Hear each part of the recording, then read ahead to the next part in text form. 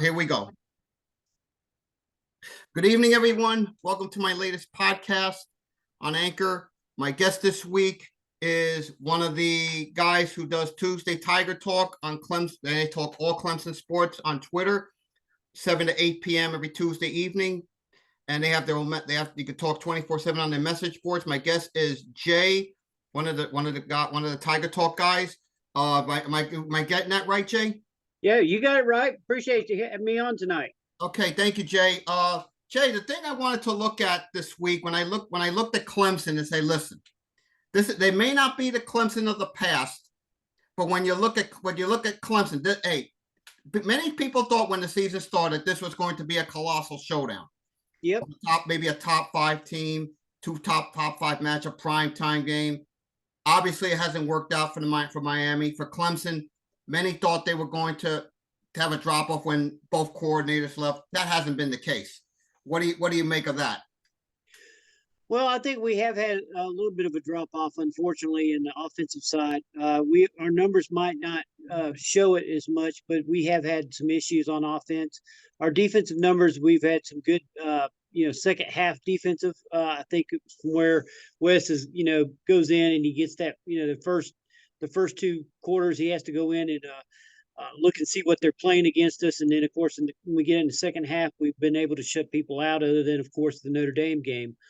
So I think the drop-off has not been as much as a lot of people thought, but it has been significant in some areas. Yeah, look, I know the best back you guys have is Shipley. I mean, Shipley is that kind of back who reminds you of those backs of the past. Am I right? Like ETN and all yes. those? Mm-hmm. Yeah, he's an amazing back. He's that good. But to me, I think DJ has the talent to be a great player. Yep. But what is it that prevents him from being great? Just ask. Well, a lot of people want to knock him for last year, but last year we had more injuries than we've ever had in the history of Clemson football in 1 year. He was playing against with an offensive line that I think only 2 games we had the same line playing. He was playing injured. Shipley was out for half the year. A lot of the defense side got injured. So, I mean, we was playing with house money last year. I was really surprised we won the last 6 games and, finished the year off with 10 wins. This year, DJ's been playing a lot better. I think there's a lot of things. A lot of Clemson fans would tell you they think it has to do with Streeter. He's been the quarterback coach there, and he hasn't quite got DJ where he needs to be. That's, one train of thought. The other is DJ's just not, he's holding on to the ball a little bit too long. He's trying to make, big plays. And by the time he sees the play open, he's getting hit or, fumbling the ball. Then, of course, it's also, Clemson's been used to those receivers that were able to go get 50-50 balls. And that's just not the case this year. We're just not, for whatever reason, our receiver room is not as strong as it used to be. Yeah, I've looked at a stat last week. I noticed Clemson was one of just 5 Power 5 teams not to have a 100-yard receiver in a game this year. Yep. I find that amazing. Because they're supposed to be wide receiver you. Well, so look, I'll ask you, people say you'll get 10 different answers, but I'll ask you this. What happened to wide receiver you there?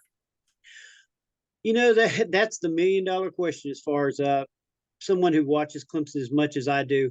A lot of people would like to blame Grisham, the wide receiver coach. I think there's a lot to blame. Now, of course, that question has been yelled at a couple times to some of the receivers. Bo Collins just most recently answered that question. He said, you know what? Our running game's been so good, there's no reason for them to throw the ball as much as they used to. But then again, I mean, you still think you would take a couple deep passes, 2 or 3 times a game and try to keep the safeties honest. But, me personally, I'm not too happy with our wide receiver room. We used to have the tall receivers, your Williams and I almost forgot his name. Number 85 plays for the Bengals now. Higgins, T. Higgins, my bad. And that right there, with those guys being gone and not having them like we used to have, I think sometimes a lot of people will say, well, that's the main reason we don't have the guys that we used to have in the past in that room.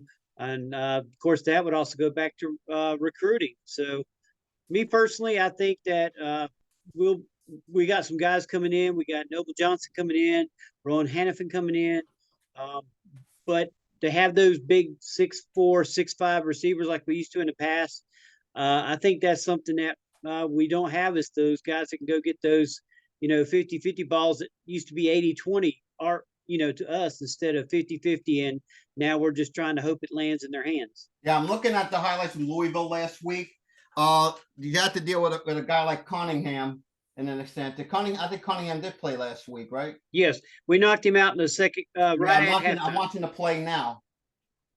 Watching that play right now. I mean, they knocked him out. Now, the question is, how are you guys preparing for whoever starts this week? Many think down here is going to be Ja'Cory Brown, the freshman out of Lowndes High School in Georgia.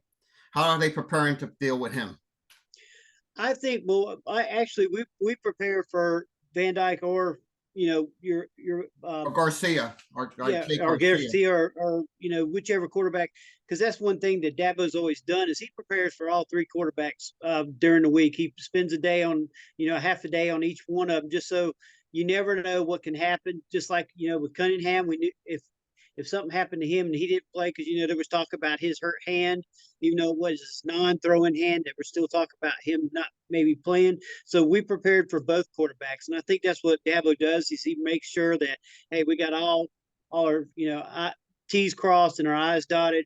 Make sure that we're ready for either quarterback, no matter who's in the game.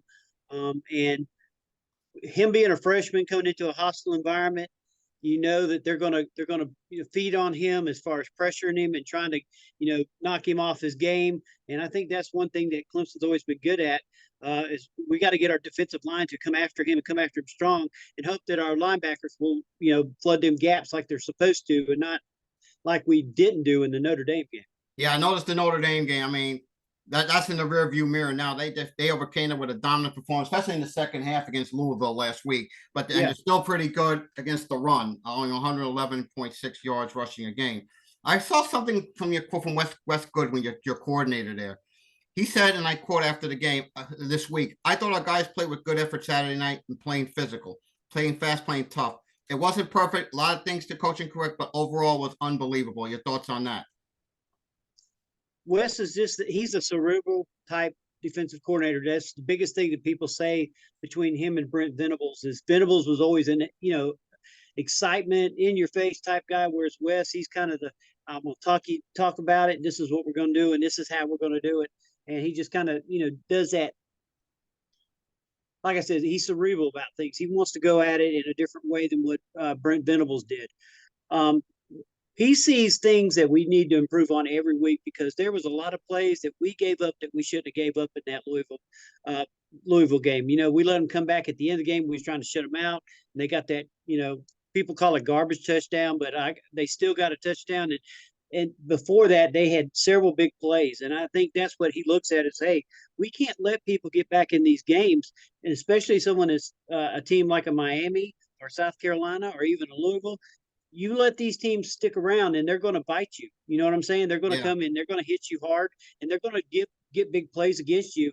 And with our defensive backs are, pretty much all young, Miami could take into that and, go deep on us, and we could have a game like we did against Wake Forest, where, they have a field day with us. Yeah, I looked at our running game, and I want to see if you're ready to take a question. I see Ray Ramirez is in here. I want to get Ray to ask a question. Ray, please unmute your mic. You have a question for Jay?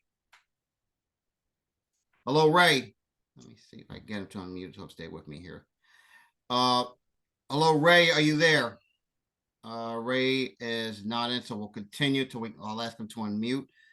Okay, hold on. I'll ask him to unmute there. Hold on a minute. Okay. But anyway, yeah, the way I was looking at this, Jay, is the way I see it. As I look at Clemson, I say, listen, this team is ready. Is this team, they're 9 now. Are they looking? They're not looking past Miami. That's not been Dabo's thing. But do you get the sense maybe they look past Miami, maybe till they get to South Carolina and North Carolina and Charlotte, and then maybe a playoff if things go right? No, they don't. It's not just a Dabo thing; it's a Clemson thing. If you talk to any player when I was out there in fall practice, and talking to players and stuff, the biggest thing that they said is, they was looking at the first game. They didn't care. They didn't care about, the games they're coming back home. The first thing they was looking is, hey, we got to worry about Georgia Tech. We're not worried about other games in the season, because we would ask them questions. What do you think about the Miami game? What do you think about South Carolina this year? Going to having NC State coming up, and there's like, no, we gotta worry about what's in front of us right now. Because if we go into this games, and people could say, well, Miami's having a down year, and that might be the case. But if you go into this game thinking about South Carolina or thinking about the playoffs, you're going to get spanked. I mean, people will catch you in a heartbeat. You can't do that. Not at this level. There is no such. To me, there's no such thing as a cupcake game. You know what I'm talking about? Yeah, I noticed the Pittsburgh game a couple of years ago. Hey, we were there. You guys were there. I think about a year or two before. You Yeah. guys like right there in the playoff, and then all of a sudden Pittsburgh comes in the Death Valley and beats you. Last team that did it. Yes, the last team to do it. The 39 game. It was like a 39 game, 30 something game winning streak about the time, if I'm not mistaken. Yeah. So it's we're not going to take Miami lightly. We know we got to go into this game full board and play with intensity and do what we have to do to win the game. I do not see this team overlooking Miami. And I mean, if you look at our year, there's no way we could have looked any team over, because there's been several games of teams that people said, well, you should win by 20 or 30, and we haven't. You know what I'm saying? We cannot overlook Miami. We cannot overlook South Carolina, even if we're already in the ACC championship game, because our goals are still there. We have to win each game. We still have to win the state, win the ACC championship, and then possibly go to a big time bowl, whether it be a New Year's Six or playoff. And I know these guys are listening, and that no one says they can make the playoffs, but I think they can, long as we go in and take care of business. Yeah, I think. Let me see if we get Ray on. Ray, you have a question for Jay? Hello, Ray, are you there? Ray Ramirez, are you in? Are you there? I guess he's having some technical mic issues here. But yeah, the way I look at this team, say, listen, that's been the Dabo MO. Let me see if I can get him on here while we ask. The Dabo MO, if it's close, they find a way to pull it out late. That's been Dabo's MO. Do you anticipate this being close that like many people think it is? Let me get Ray on. Ray, you're on. Go ahead, man. You have a question for Jay? Yeah, can you hear me now? Yes, go ahead. You have a question for Jay? Yeah, I was going to tell Jay. He was talking about receivers. We got one of their receivers who was from South Florida, South Day Senior High, Frank Lawson. Now, that's a big body. He's 6'3", he's like 215, good hands. And I think he left Clemson because he wasn't being used the way he thought he would be used. Coming here to Miami, same thing. We haven't used him. And, we haven't used him the way I guess he could be used. Big receiver, doesn't have a whole lot of speed, just average speed, but great hands.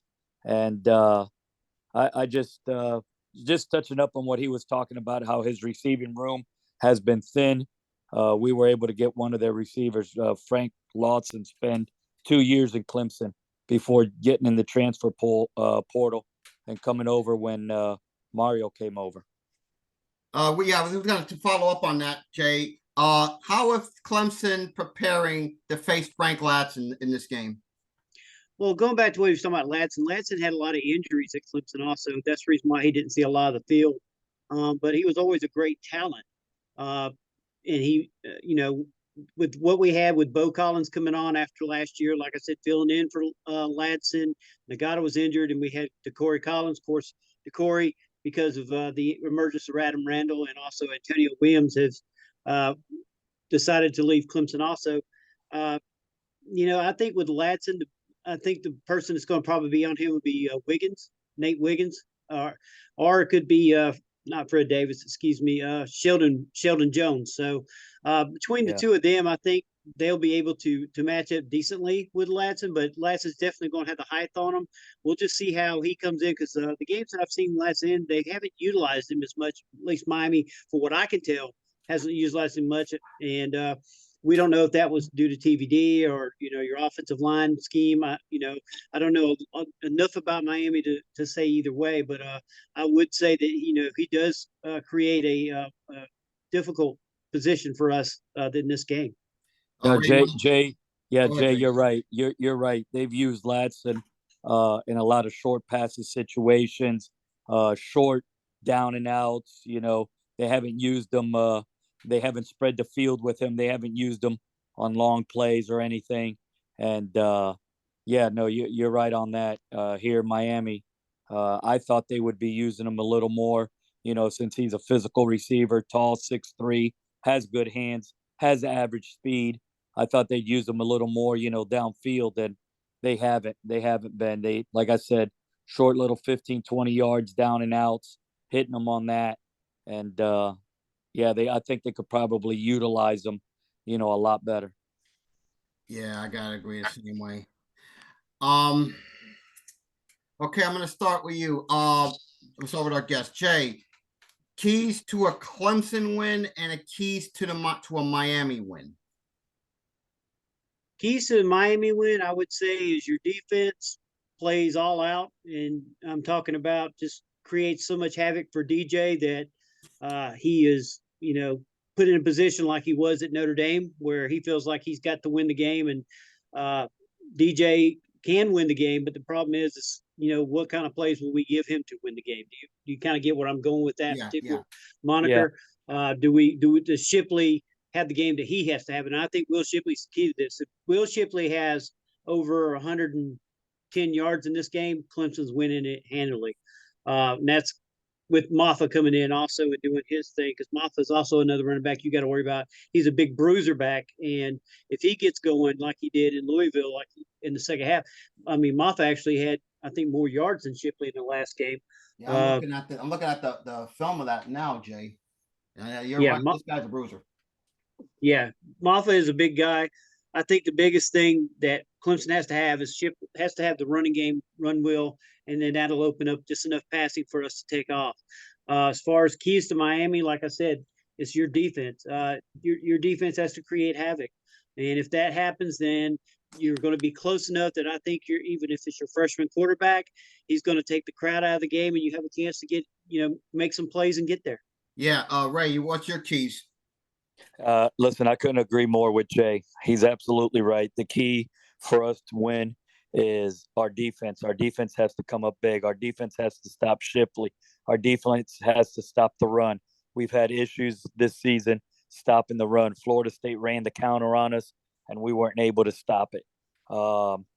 These first down runs, you can't give up 5, 6, 7 yards on a first down, run play. So, yeah, our defense has to come up big. As far as offense, man, we got to stop with the stupid penalties. We've had so many penalties that have hurt us. We got to cut back on the penalties. Offensively, I'd like to see them spread, the offense, spread receivers, put the receivers, open things up more. Them short little hitches, them short little passes, ain't cutting it. Everybody is seen. That's all we're doing.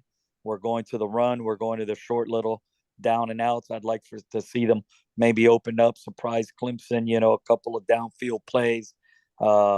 Maybe get Mowry, our tight ends, in the game more. We seem to get away from throwing to the tight ends. I know we had a couple of touchdowns this past week in Georgia Tech. I was at the game where we had our freshman tight end scored a touchdown, but get Mowry more in seam plays, right down the middle.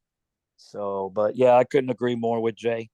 Our defense has to come up big, and just some ball control on offense. If we can keep Clemson off the field, defense stop them, and a little ball control on the offensive side, we may be able to hang in there with them.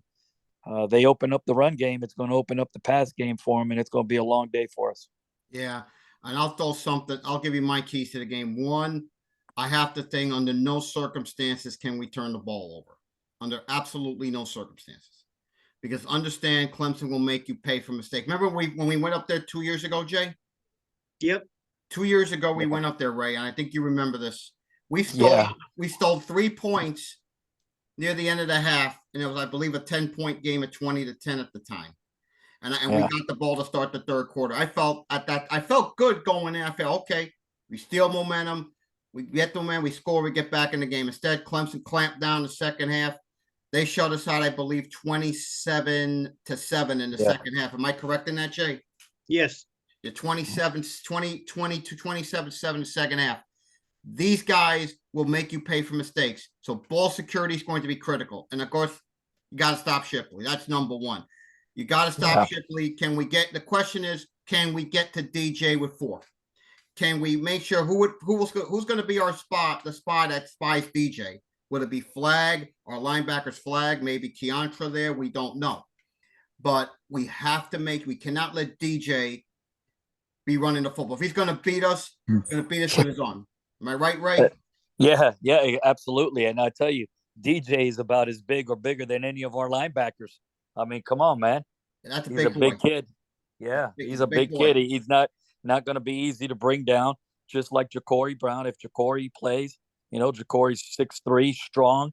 I seen him at Georgia Tech warming up, and let me tell you, this kid to being a freshman, I mean, he's a specimen. He's very strong. He's physically cut, strong kid.